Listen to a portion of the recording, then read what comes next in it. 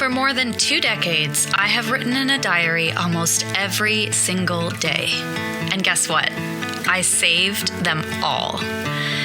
Each week, I will be reading from these archives and getting to know myself from the lens of my 10, 16, 25, and 36-year-old self. We'll explore big topics such as body image, queerness, divorce, addiction, mental health, and friendship. I'll read cringy poems and attempt to find compassion for the painful tenderness of my younger self. Join the drama of me and my guests as we explore our boy-crazy, closeted, angsty selves, one stupid page at a time. Welcome to part 2 of this amazing, super fun episode with my love, Siva.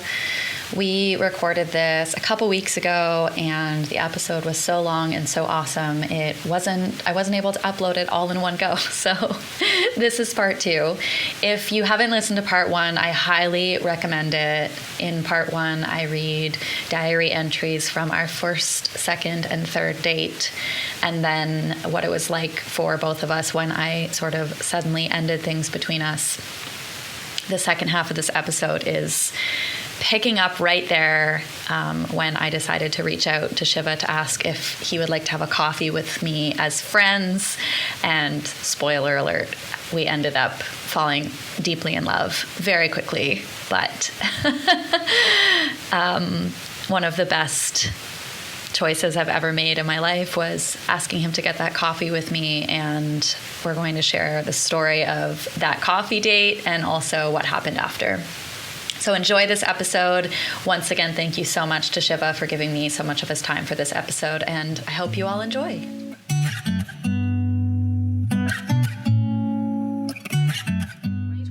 Is like literally 6 diaries. Normally I do like 2, max 3 diaries in a year.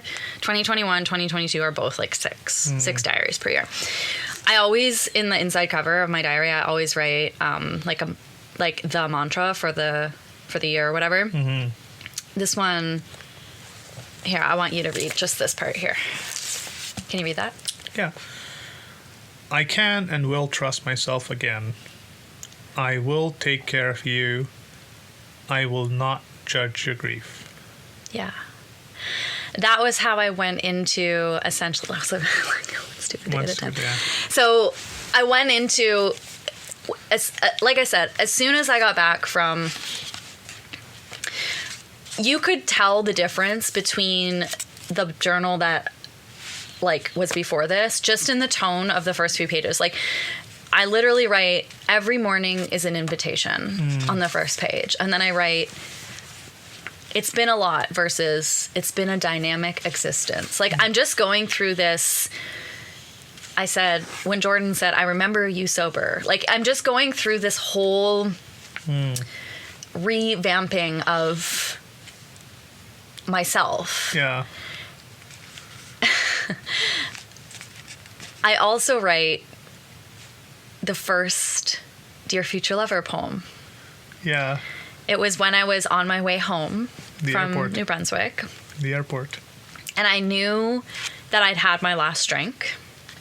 I knew I was going to get sober again. I knew I had this fire under my ass to turn my life around. I credit Jason completely for that. Mm-hmm. I don't know that I would have gotten there without him. Mm. I've thanked him for this still, and he's kind of like, whatever, like in his own way. But I wrote on the way home from the airport, I wrote, Dear Future Lover, if we're ever at the airport together, can we promise that we won't even look at our phones? Yeah. Because I was sitting there thinking, just feeling so depressed about all the people that were there with their loved ones, and they were just glued to their phones. Yeah. And I remember telling you early, I think it was before our first date, where I just said, like, it's my biggest turn off when people are like on their phones on a date. I didn't even know you had a phone until like the third date, because you didn't even take it out. No. And you're still really good about that, about like being present with me and not.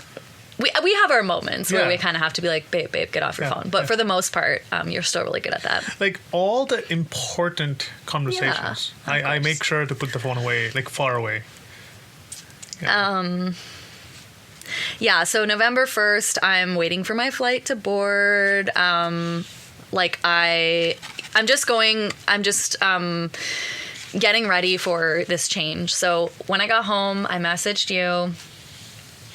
I don't remember what day that was on. It must have been, I think I left for Moncton on like November 1st, and then I think I got home like 2 weeks later. Yeah. So it was probably around like somewhere between the 15th and the 20th of November, I messaged you, and I didn't say anything. I didn't say like, hey, I'm looking for, like, I want to reconnect. I just said, let's get a coffee. Yeah. So, sorry, go ahead. There's an important part here. Yeah, tell me. So we talked about, getting back to like getting a coffee and just catching up, knowing about our life. And there's a very specific message you sent saying this. What did it say? So you said, you said, just as friends, I know. The sparks were flying on our first few dates. I know it might fly again, but I just want to set that boundary right and clear that I just want to be meeting as friends. Or meeting us, kind of catching up as friends, and you had this cutest of laugh, which was like kind of like, I think you were embarrassed saying that. I was laughing listening to it. Just as friends. Yeah. Okay, so that actually explains a lot. So November 15th, so I'm back from the East Coast, and I haven't had a drink since I got home. I say, this is just again to show where I'm at. So I say, today is the first healthy morning I've had in months. I mark my healthy morning by the fact that I was up before my alarm, that I made my bed, said thank you to my house. I thought about intermittent fasting, but I ate instead. I meditated, prayed, and asked God for help, and I communicated with a few friends. And then I got to work. I am burning incense, staying off my phone, and having my third tea of the day. I ate butter chicken and rice and a handful of vitamins, and then a banana, spinach, blueberry, and ginger smoothie. It's 1 p.m. and I'm doing well. I've got 1 to 2 more hours of work ahead of me, and then I'm going to go downtown to the market. I'm going to pick up more healthy food and a few other related things. So again, just to kind of like show where I'm at on the 15th, like I'm getting ready to like do some heavy processing. Yeah. I haven't processed like this guy who's essentially stalking me at this point. I haven't processed like my OMI's death, my OP's death. Like there's just so much that I was numbing, and I'm kind of, I think, mentally, physically, spiritually preparing myself to start processing some of that. A couple days later, I write this letter to myself that I'm going to share. Mm-hmm. So, as you know from my book, I use a prayer called Ho'oponopono, which is, I'm sorry, please forgive me, thank you, I love you. I use my own version of that to process a lot of things, and I decided to do that for myself. So I say, I'm sorry for the time I've spent avoiding you, for the damage that's been done to your mind, your spirit, and your body, for not choosing you, for not prioritizing your health or well-being or happiness, for believing the lies told to me by my shadow. I forgive you for lying. There's still time to make it right. For abusing yourself, your yoni, your heart, your liver, and your body. For forgetting. For grieving so hard. For relapsing. I love you. I really, really love you.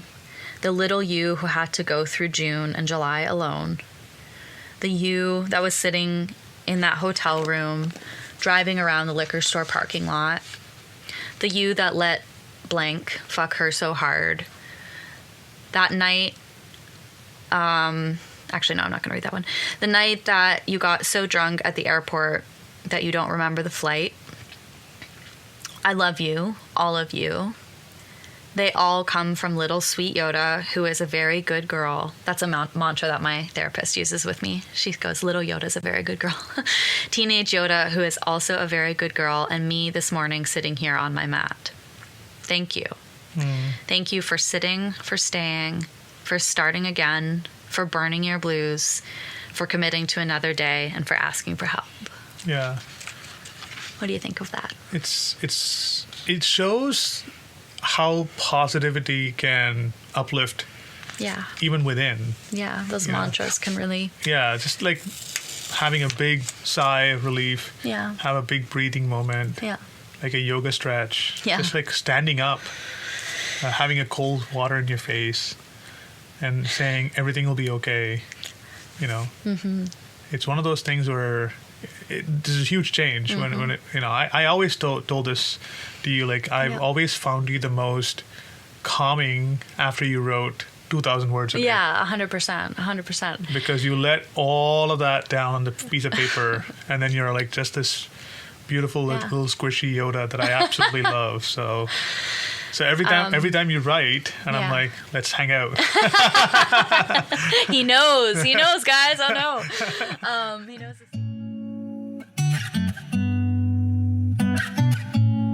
We had a date for like the end of the month. So in between the 15th and that day, I'm essentially detoxing, and I'm going to a ton of AA meetings. I'm writing, like, look, I literally fill this entire book in a month. I'm fucking writing like a maniac. I've reached out to all my friends. I'm doing better. And my number one rule in my mind is like, do not start dating at all, anyone, for a while. I didn't have a time, but here's an entry where I'm convincing myself that I'm not into you that way, so that we can actually go on this coffee date and just be friends. I just want to read this to you because so I came home. So in this 2 weeks time, I make a bunch of big moves. So one move I make is I get a new sponsor for AA. She tells me that I have to throw out all of my booze. A friend comes over and helps me dump all of my booze down the drain. Another thing is I file a police report for the person who's been essentially stalking me. Another thing is I tell my dad that I've been sober for a year and a half and that I'm getting sober again. He has no idea that I've even quit drinking. I get home from my dad's house. You know, another key factor in my life is like I'm also usually a lot more grounded after I have a conversation with my dad. Yeah. So I got home from my dad's house, and I'm emotional because I feel like he thinks he lost his drinking buddy, but he said it was no problem to drink around me. So I say I come home and texted with Shiva.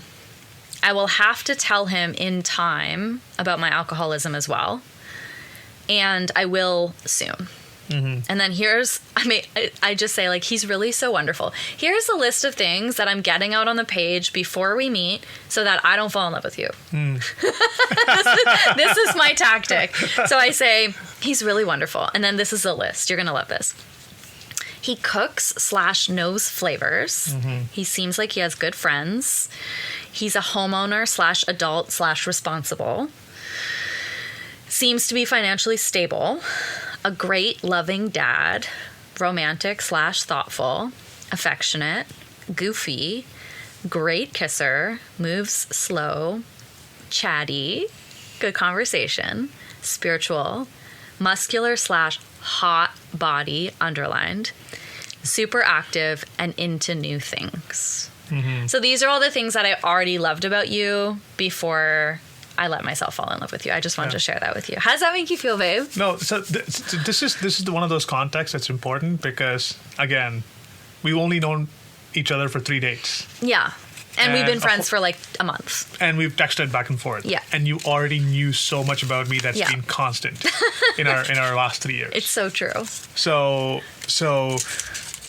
these are the things you wrote to convince yourself not to date me. Yeah. Question mark. Exactly. Question mark. Exclamation. Okay. So. Okay. November 28th. We meet at a beautiful cafe here in London called The Bag Lady. Yeah, I love The Bag Lady. And what is supposed to be essentially a coffee date turns into like a 3-hour brunch, where at the end of it, we are essentially in love. Yeah. But also still both like... The only way that I can describe it is like... I got into my car after this encounter and felt, I would say like almost a bit like frightened at how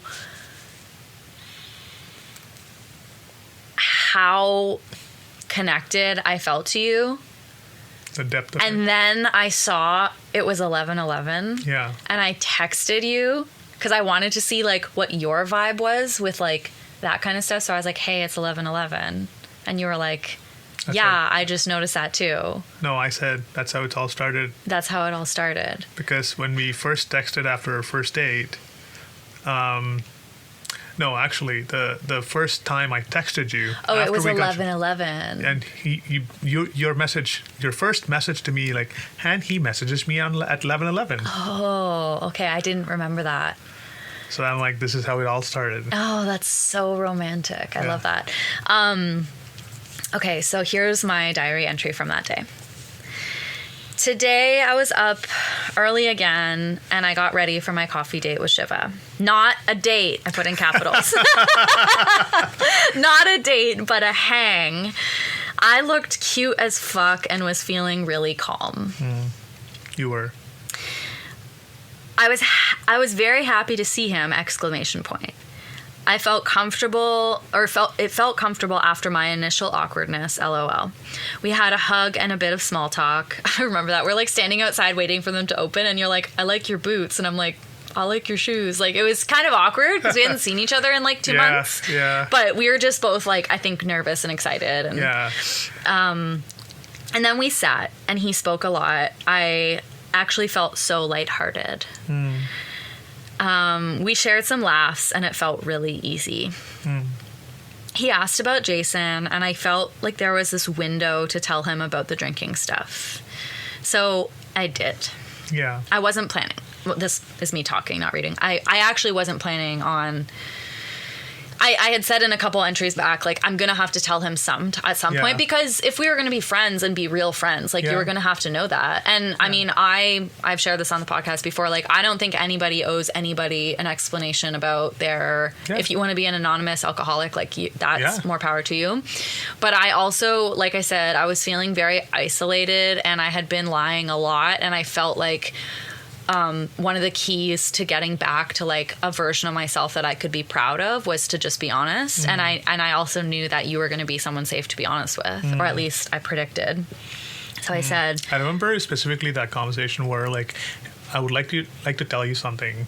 Yeah. And you started very kindly and gently. And I was like, my focus, my ears, my eyes. Yeah. We're all on you. I can remember everything about that moment. I can remember it exactly. Yeah. I said, so I did. I was not nervous or shaky. I told him everything, including why I didn't tell him. I explained more about why I had to end things with him when I did. He related it to his own experience. He told me that when I ended things, he felt calm, that he still felt so connected to me. He told me... You can tell me if you want me to cut this bit. No. He told me about a crazy story about how he had gone on a date with a girl after we ended and how she brought him home to her house and he walked in the door and there was a Yoda floor mat. Yes. Yep. The universe is just like, you're not over her. Yeah, no, it wasn't. He felt signs that he and I would reconnect. I love that story. And so it led to a conversation about us. And I think we're on the same page, smiley face. I spoke from the heart, exclamation point. I told him I needed to take things really slow, but not casual, and that I'm not ready to date right now. He told me that because he has his daughter 50% of the time and is busy with work, that he actually just wants a person to do things with. So we're going to spend more time together, continue getting to know each other, take things really slow, and be honest. We had a nice hug when we left. And then when I got home, I felt so giddy and so horny from all that good conversation and all that softness. Yeah. Yeah. That's good. So is that accurate? That's pretty accurate, right? Yeah, very accurate. Yeah. I just remember like we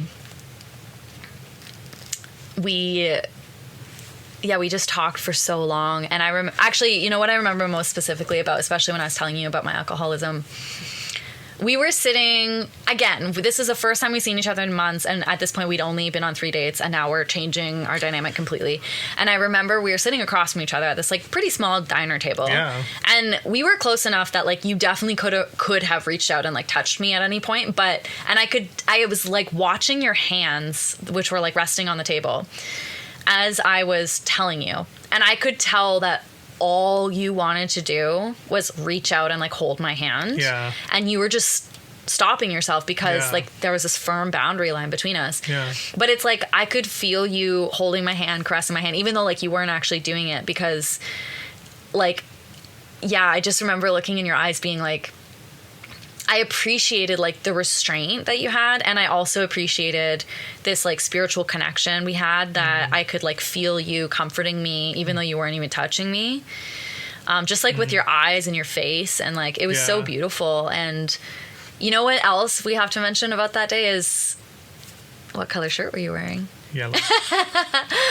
We walked in, we were both bundled up because it was November. Yeah. And when he took his coat off, he was wearing this like beautiful yellow, it's still my favorite t-shirt of yours, this yellow t-shirt. And as soon as I got home, I texted Candace, who's one of my healers and a really close friend of mine. And because I don't even know how long ago it was before that, I had been in this chakra healing session with my friend Candace. Shout out Candace. And that's the second time I've shouted her out on this podcast. But we were doing this Reiki healing session, and we went into my heart chakra, and I had this vision of me and like my love, like my great love. And he was dark skinned, and he was wearing a yellow shirt. And what was really crazy about that was like, I thought it was this other man that I had been on a date with like the year before, because he was dark skinned, and I thought it was about him, and then realized very quickly that like him and I weren't a match. But when I saw you take off your coat and you were wearing a yellow shirt, I was like floored. And I was also like, would you stop it? I'm trying to not fall in love with you. Like, come on, give me something here. Yeah. I remember specifically, like, I was like, okay, I'm going to respect the boundaries. I want to be friends with this person. And I saw you. My heart of my hearts, I was like, oh, I really want to, like, you know, fall in love with her. So I was like very straightforward about like, I would like to see you more, but also just, you know, do things and take things slow. Yeah. I don't want to like, you know, just fall in love and start doing, get on this. We both wanted to do it differently this time. Like it felt like we had a second chance at some kind of relationship, whether it was friendship or something much more romantic. I mean, let's be real. We both knew in that moment, like we were going to get it on eventually, but we were also, we were like, we were giving each other what we need, like the other person needed, right? Yeah. You were giving me like all this abundance of like space and time, and I was giving you like an open heart to say like, let's see where this goes. Yeah. That's the most beautiful thing. And here we are 3 years later. We're about to celebrate November 28th in a couple weeks, probably. It's gonna be exciting. Next week when this episode comes out. And we'll be at Bag Lady. We're going back to the Bag Lady. We're going back to where it all began for the second time. Yeah.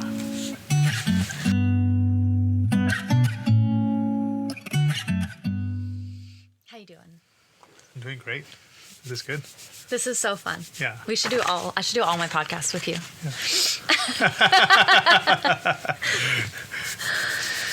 Should be podcast buddies. Yeah. I think so. Okay, I'm just going to read one last entry from this diary. What day is this from? December 1st. So a couple days after we reunited. Yeah. We always call this our, like, when we reunited. Yeah. Because that's really what happened. Yeah. Like, we really did. We reunited. Yeah. Then we took, like, a couple days to, like, come back to Earth. And we were chit-chatting and texting. Mm-hmm. I'm not sure if we'd made, like, other plans yet. But I knew that I was very hopeful. Yeah. And very, like, just trying so hard to be, like, don't fall in love. Yeah. Like, just... But I was also,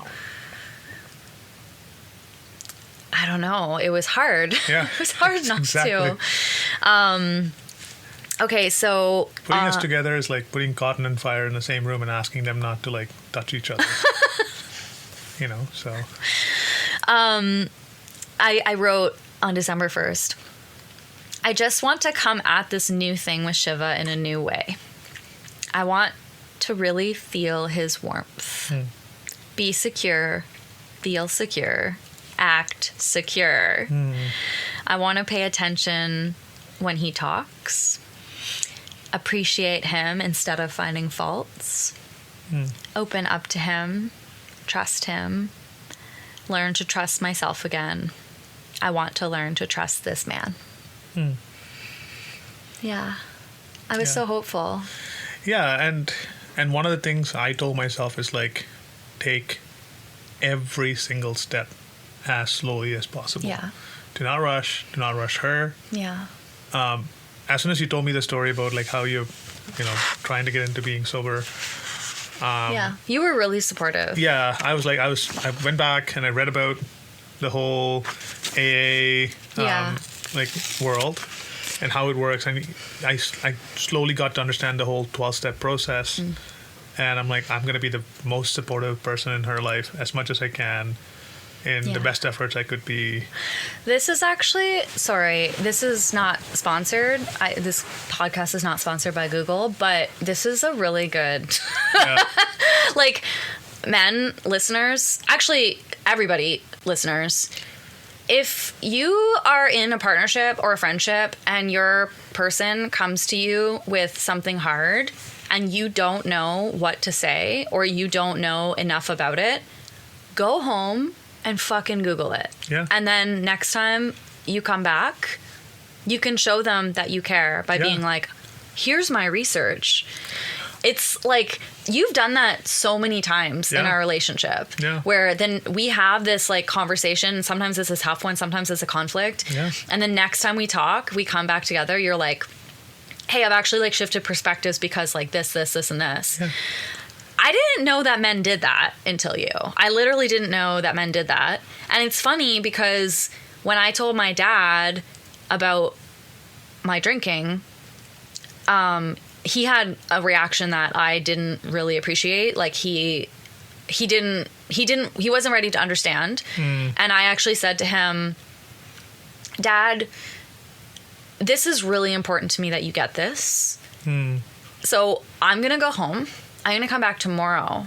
I would like you to Google. And he did, because I knew when I came back the next day, he was like, I could tell in the Google search bar, he put, like, what to do when your adult child tells you they're an alcoholic. Like, because he had all this new language for what it's like for an alcoholic to stop drinking. I just want to, like, put that as a PSA for people. If a loved one presents you with something difficult that they're going through and you don't know what to say, it's okay if you don't know what to say immediately, but go and Google it and research it and read up on it. Yeah. Because when you and I saw each other again, it wasn't immediate, but I think a month or two later, you kind of revealed to me that you actually hadn't had a drink. Yeah. Since I told you I was an alcoholic. It took me about a week. Yeah. I think it was, if I remember correctly, December 8th. Yeah. Was the last day I had a drink. Yeah. And you still haven't had a drink. No. I'll be 3 years sober. You've been sober for longer than I have, babe. Yeah. But, I mean, for you it's different because, like, you know, you're obviously not an alcoholic. Yeah. But you did, share with me that you were like, quitting has been really good for me for a plethora of reasons, because it makes you sharper, it makes your workouts better, it makes you a better dad, it makes you more present. Obviously, like, I struggle a lot more with not drinking. I know you know, it hasn't always been easy for you as well, but mind-body connection has been great, you know. So But the thing was, for me, it was like, in that last entry I read where I was like, I want to act secure. So, spoiler alert, the beginning couple months of our budding relationship didn't go all that smoothly because I was coming in with a lot of baggage. So were you. You know, you were coming in pretty recently divorced, single dad, middle of a pandemic. You know, your family all lives really far away. You have like your own stuff. I'm coming in with a lot of baggage, a lot of wounding, a lot of sexual trauma, a lot of really hard stuff. We both had deaths in our families too. Like mine was like all the way in India, and we had family and friends die due to pandemic. And I almost lost my parents. Right. So. So it was fair to say, like, we both knew what we were getting into, but also, like, one kind of big difference between us, we found out pretty early, was our attachment styles. And I, for at least since my ex, had been very avoidant in romantic relationships, to the point where it was the downfall of all of the good people that I had dated before you. The downfall was I was just so avoidant, and I either dated also avoidant people, which then the relationship has nowhere to go. You don't move forward. Or I dated anxious people, which is like, you know, a cat and mouse, creates a lot of conflict, a lot of hurt feelings. And then I met you, and I was trying to figure you out. And I was like, I remember it was like really soon after, we were probably like end of December, early January. I was talking with a friend, and I was like, I can't tell what he is. And my friend was like, dude, he's secure. And at that point in my life, I don't think I've ever met a securely attached person. Now we've kind of figured out if there's like a scale of like anxious and avoidant, and secure is in the middle. You're kind of like in between secure and anxious, right? But you're closer to secure. I'm pretty far on the avoidance scale when we meet, and now I've moved closer to secure as well, but I'm like probably closer to avoidance still. But I'd never met somebody who was as securely attached as you. I think early on I asked you what your secrets were, because I was just like impressed that you weren't like all the people I dated, especially men.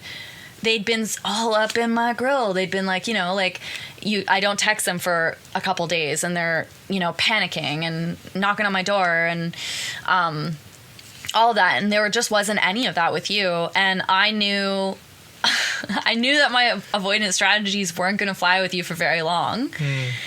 You proved to be the most patient, honest to God, most patient person I've ever known. Like, I'm so lucky to be in partnership with you, because like I've been able to heal so much of my avoidant bullshit through our relationship because you came into it like being pretty secure. It's funny you say that, because there's only one other person who has absolutely noticed my patience, and it's my mother. Well, yeah.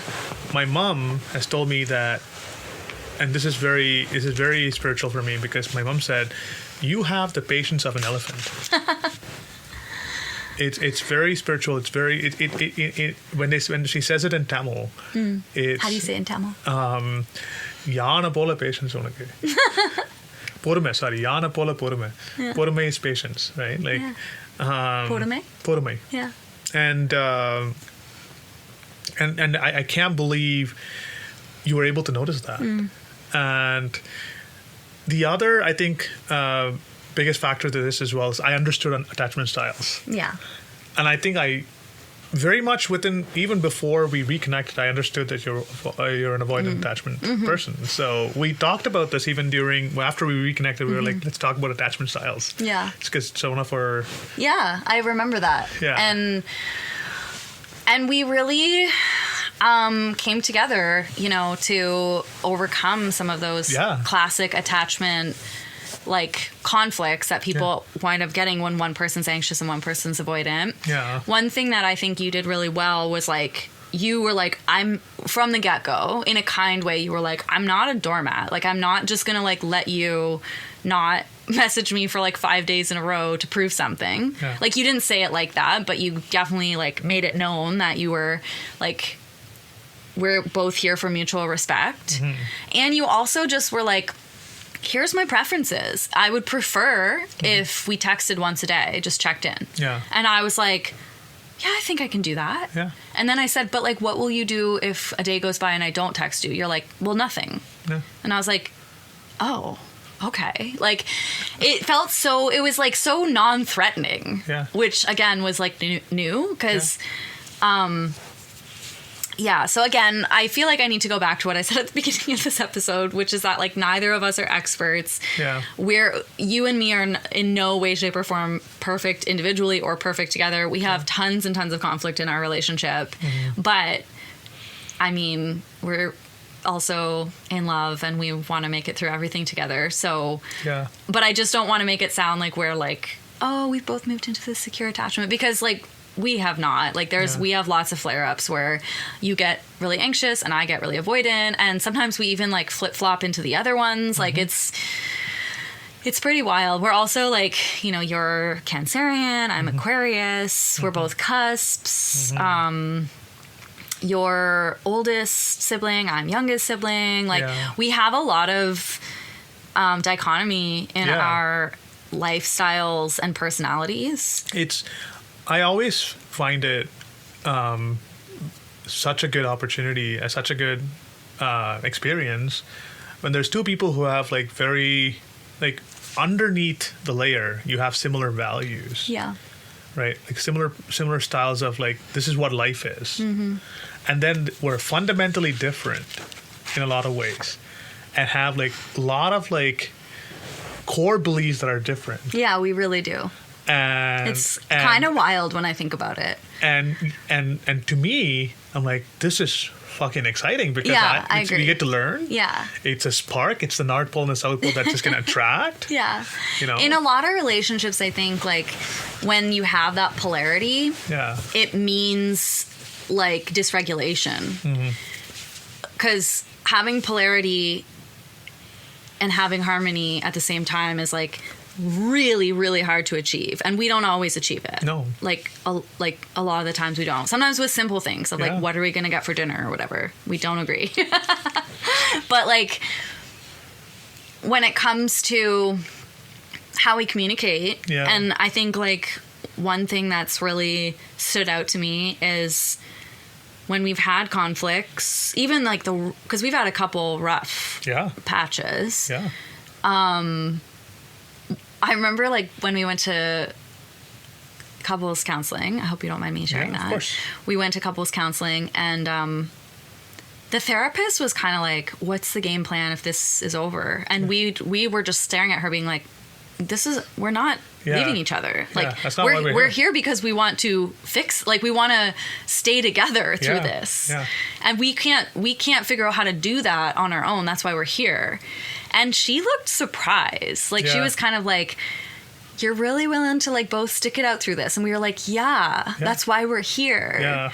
And, like, it's been so healing for me. It's been one of the highlights of my life. I couldn't agree more.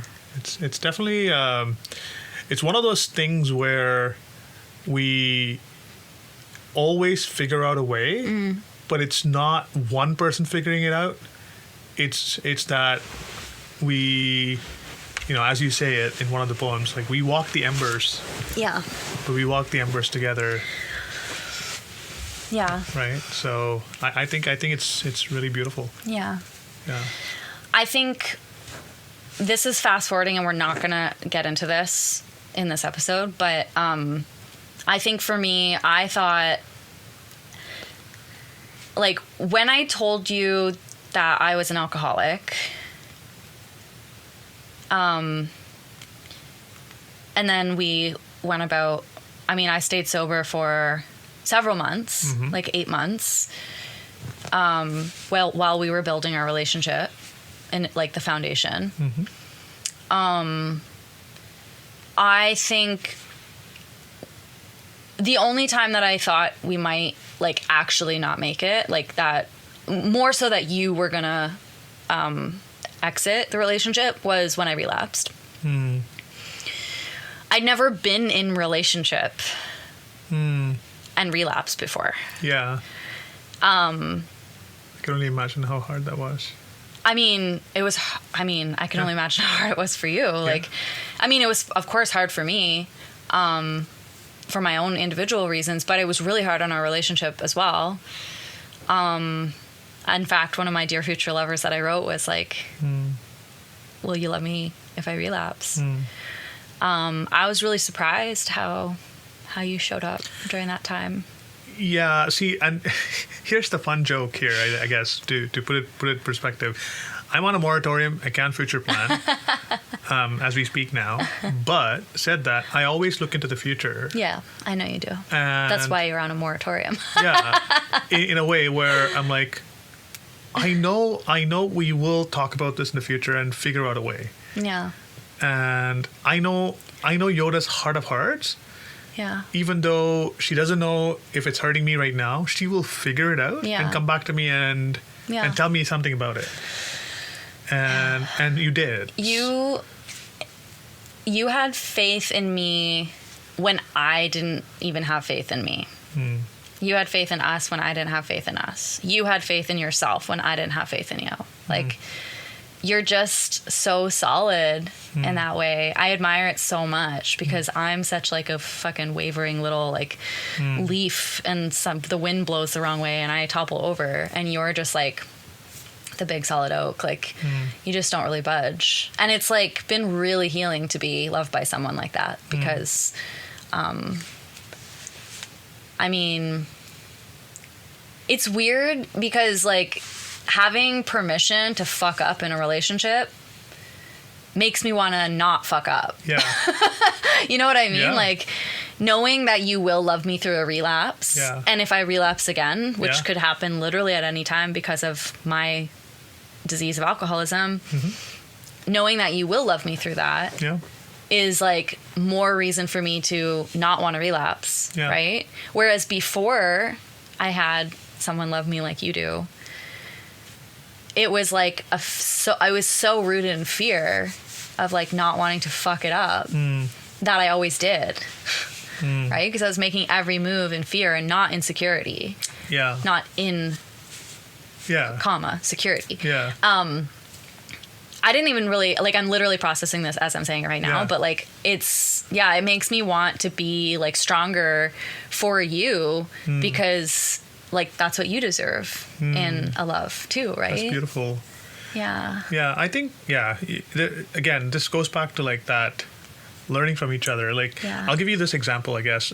January into us dating, we went on the hike again, but this time with Naui. It was so beautiful, it was so romantic. And then we come back, you had COVID within a couple days. And that was the first instance of you being avoidant after we reconnected. Well, it was the first time I showed you. Yeah. Well, you showed me glimpses of it between second and third day. Well, no, but I had a lot of avoidant thoughts. Yeah. I was just trying really hard to appear secure because I learned from my therapist, like, fake it till you make it with security. Like, basically, whatever you want to do the opposite. Yeah. Until you're more secure. Yeah. And I still do that to this day.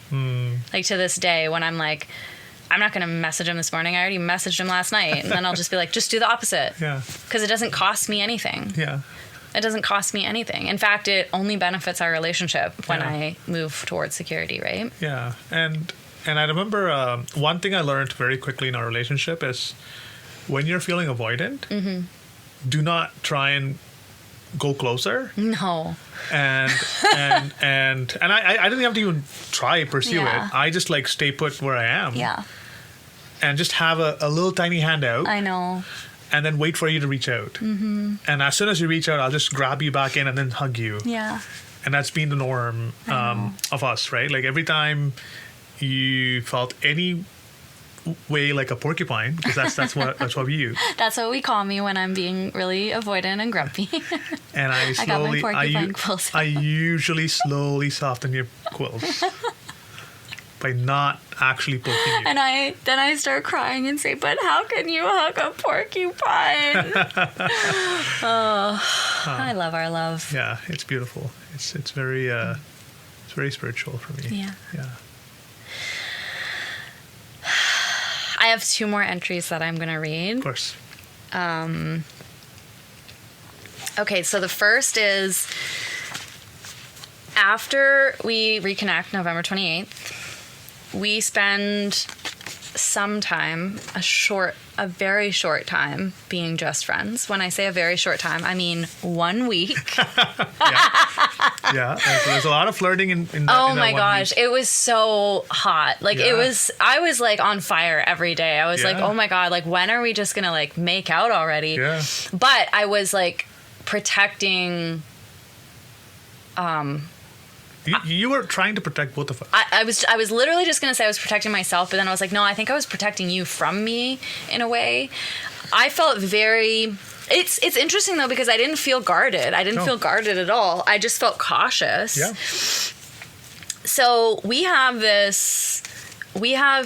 one thing that happens in that week is we go to a yoga class together. Mm-hmm. Okay, so we go to this yoga class together. And you're the only man in the class, and we are both the youngest people by like 30 years. We go to this yoga class, and we're like just doing what's it called? Warrior. Warrior pose. And when we come around, when we bring our arms straight across, we graze each other's fingers. And I'm not exaggerating when I'm like, it was like an electric shock. I had only heard about this kind of touch in the movies. Like, and I am, I've lived a big life. I've had a lot of experiences. I've had a lot of great loves. This was like, I don't know if it's because I was newly sober, so I'm more sensitive to everything, but I would have like literally like taken all my clothes off in that moment. I was like, that was insane. I felt scared because I was like, and then we're like, I just can't wait to get out of this yoga class and go to my car and like get home because I'm like, and then we're like lying in Shavasana and you like really gently like rub the side of my hand and I was like, oh my God, like I was like dying in that yoga class. So that was really hot. And then then December 8th, after yoga, or no, we met at the gym. No, we met at the gym for a workout. And then... Not a workout. It's a yoga still. We are not gym buddies yet. It's a yoga so we class. go for a yoga class. Yeah. We decide we're going to have lunch after. And we... Gonna make full flour. I had a gift for you at my house, so we decided to go to my house and make lunch. And we make lunch, and then, so I say, we cooked, and it was fun, and I could see him watching me. And we moved well together. We ate at the table and talked a lot more about food. I can't really remember what we talked about, but I know that the conversation flowed. We got up to tidy and make more tea. I asked him to pack the leftovers while I did the dishes. I'm getting choked up reading this.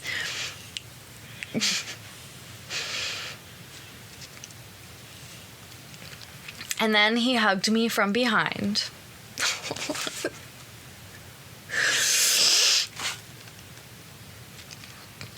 He hugged me from behind while I was doing the dishes. Softly, he pressed his body against mine in a way that felt so sturdy and warm. Not in a pervy way or in a rushed way. Just in a, here, take my love way. The kettle went off. So we separated for a minute. But then I asked him to come back and do that again. I need to take a break and have a hug. We'll be right back.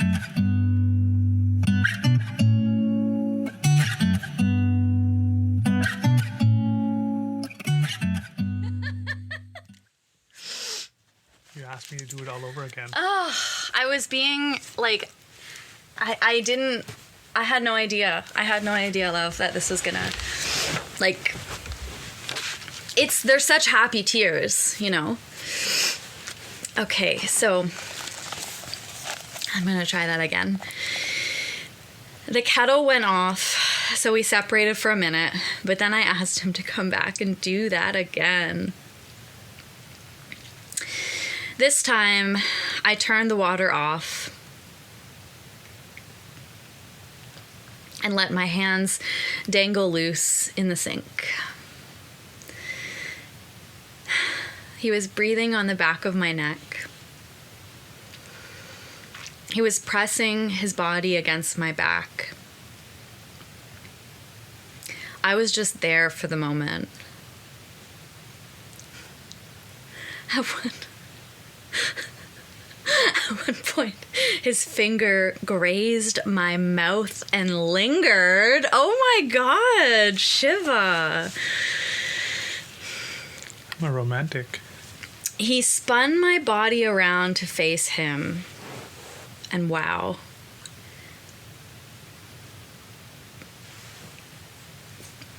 Here's how it went. I wish I had a replay button. I literally wrote that. Here's how it went.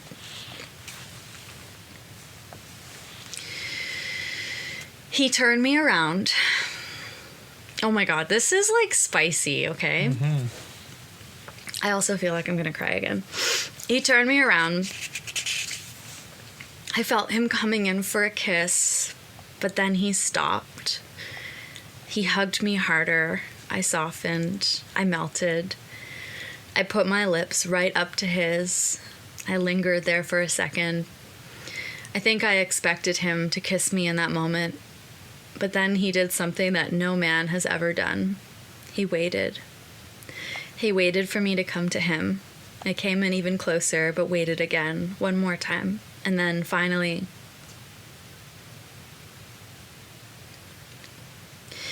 I planted my lips on his, and he kissed me back. It was as romantic and beautiful as our first kiss. I put my hands on the back of his head, on his face. He held me close. It was so beautiful. Then we made out on the couch for the next 2 hours. I wondered if our time could have been better spent talking and getting to know each other. I was in my head a bit, but I did enjoy myself. He is so cuddly and generous.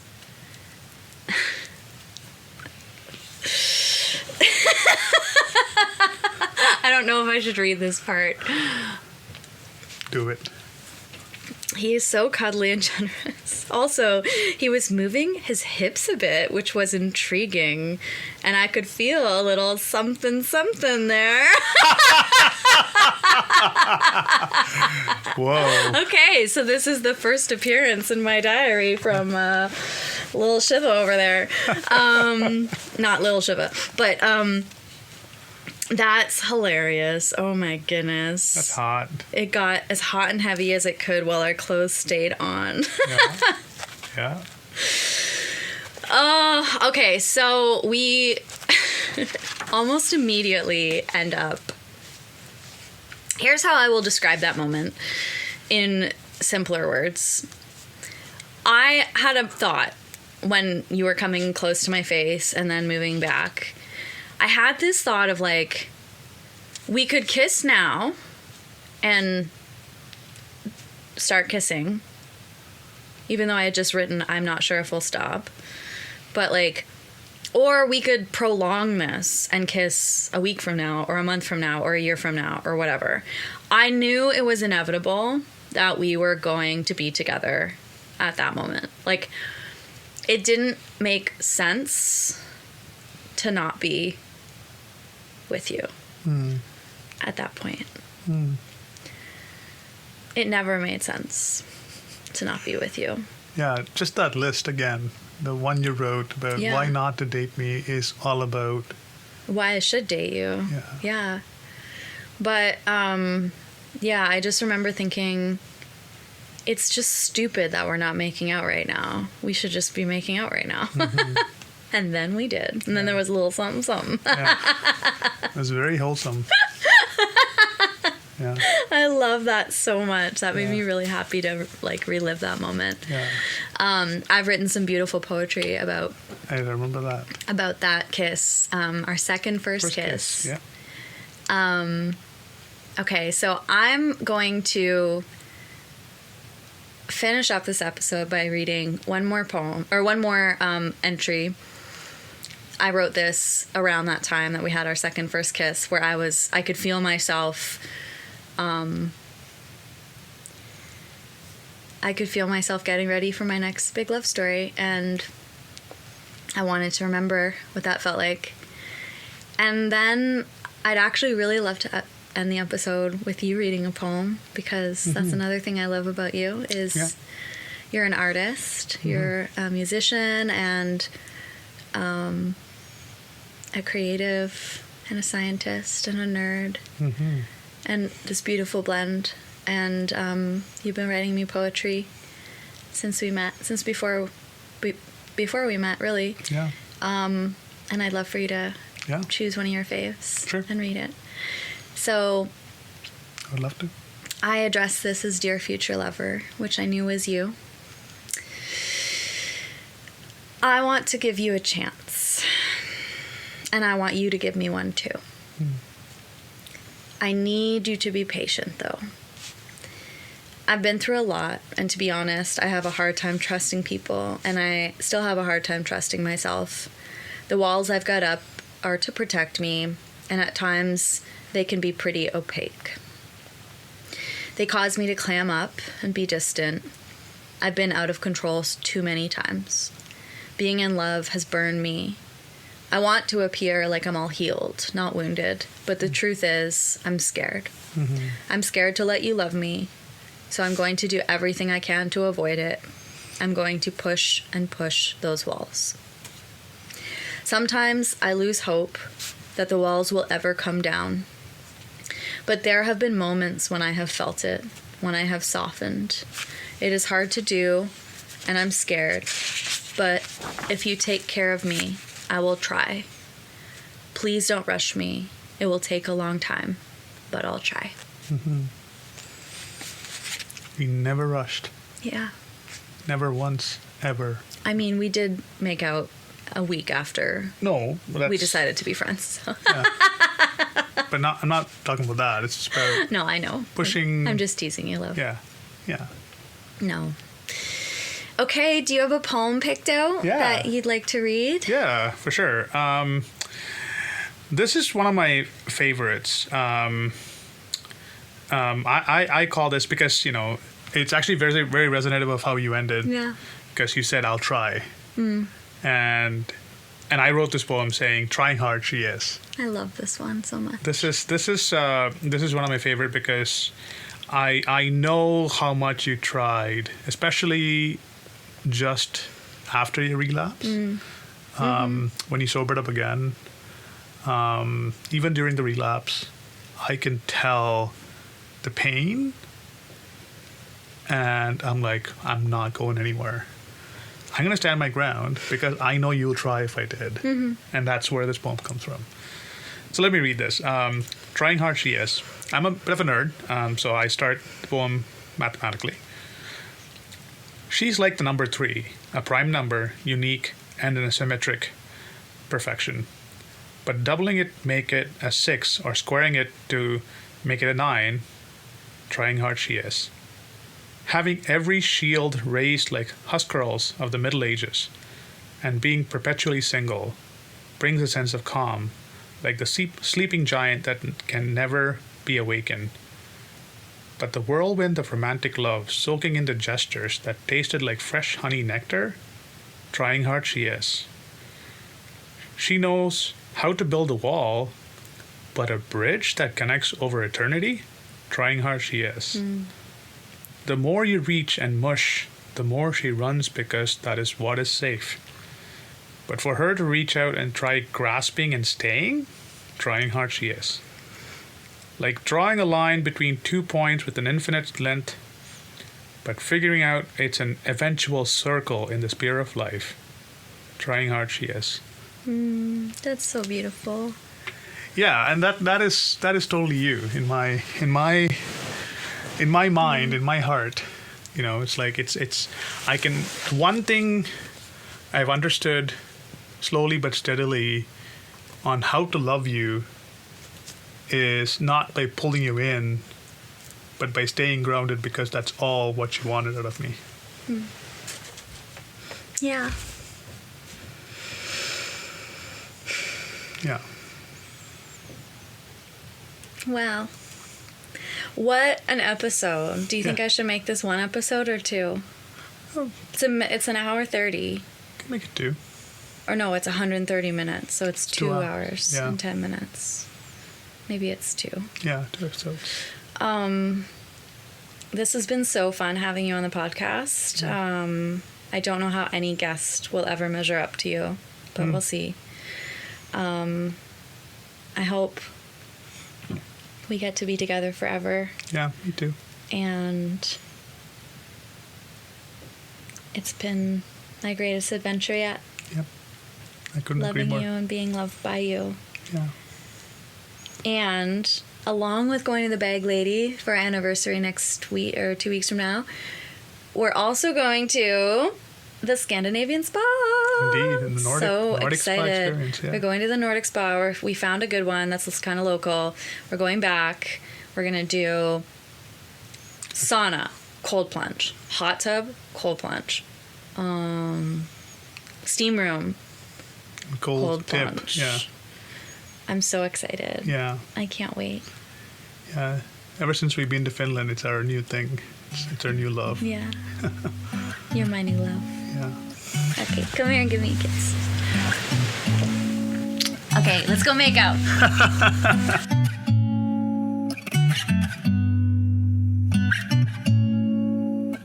Thank you all so much for listening to another episode of the Angsty Pod. This one was actually probably my least angsty episode, but don't worry, I'm coming back in a couple weeks with same old angst. If you enjoy this episode, please give me an awesome rating on wherever you're listening to this. Share with your friends. If you are somebody who wants to start a journaling practice or a writing practice or write a book, I help writers achieve their writing dreams every single day and would just love to work with you.